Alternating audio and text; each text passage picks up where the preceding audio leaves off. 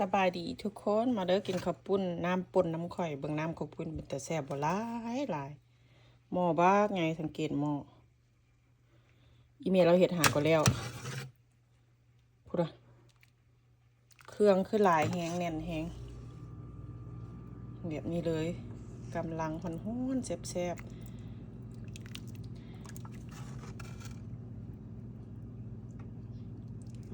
มาตักใส่ถ้วย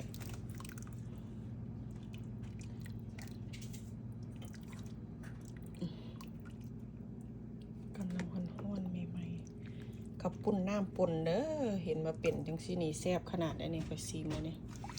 นี่พูดอะคนน้ำให้เบิ่งนี่แต่แซ่บบ่มาเด้อไผอยากกินน้ำข่อยเด้อ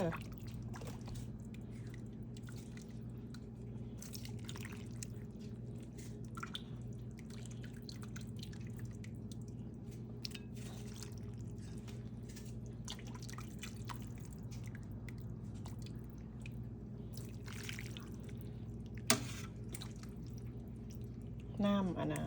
ป่นน้ำป่นปลานิลแล้ว